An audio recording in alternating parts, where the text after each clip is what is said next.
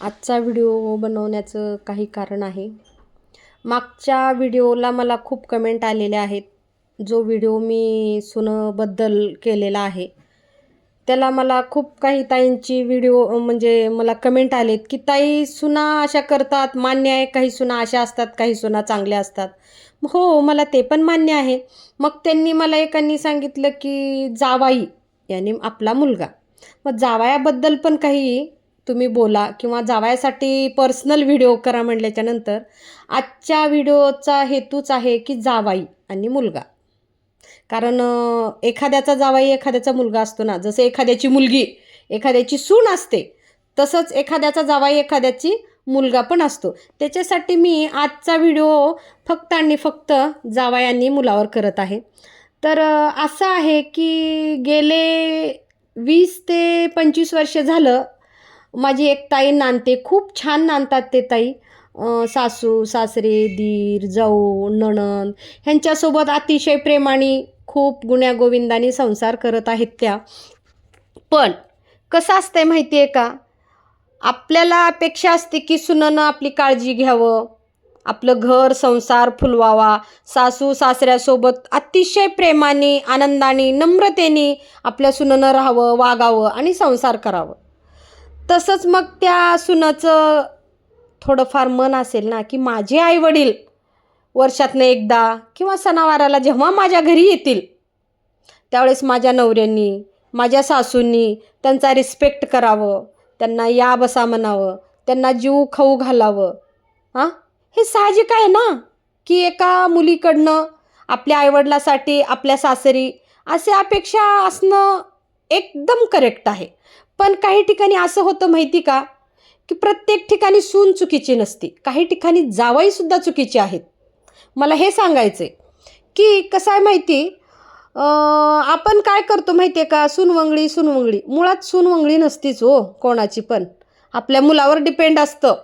तसंच आपल्या मुलावर डिपेंड असतं, की मुलीच्या आईवडिलाला रिस्पेक्ट देणं आणि मुलाच्या आईवडिलाचं सुद्धा कर्तव्य बनतं, की आपल्या घरी आपल्या सुनेचे आईवडील आलेत, त्यांना पाहुणचार करणं, त्यांच्याशी गप्पा गोष्टी करणं, हे आपलं कर्तव्य बनतं बरं का.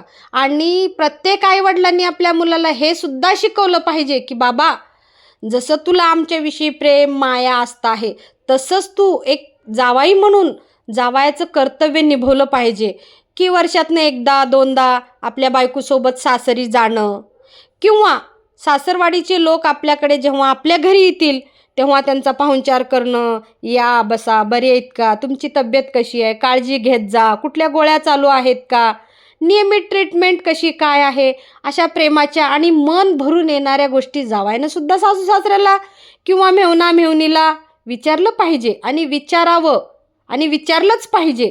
ह्या मताशी मी सहमत आहे. कारण कसं आहे माहिती आहे का, तुमच्या घरच्या प्रत्येक व्यक्तीची ती मायमाऊली काळजी घेते ना हो. असं नाही की नवरा घेऊन ती एकटी राहते. नवरा घेऊन एकटी राहणाऱ्या सुनाला हे अपेक्षा करू नये. पण जी मुलगी सासू सासरे दीर जाऊ नणंद पुतना पुतणी हे सगळे नाते निभवते, मग आपल्याला पण तिचे आईवडील तिचे भाऊ बहिणीसोबत चांगलं वागणं, चांगलं राहणं, नातं निभवणं आपलं पण बनतं ना. मग त्याच्यासाठी एखादी दिवस तुम्ही काढा ना, चल बाई चल गं तुझ्या आई पप्पाकडे जाऊन येऊ, कसे आहेत काय नाही, बसणं बोलणं. कधी त्यांना पण बाहेर घेऊन जात जा जेवण करायला फिरायला, त्यांना पण बरं वाटेल आणि त्यांच्या जीवाला समाधान वाटेल, की बाबा मी मुलगी ज्या घरी दिली आहे ती अतिशय सोज्वळ सुंदर प्रामाणिक आणि प्रेमळ माणसं आहेत.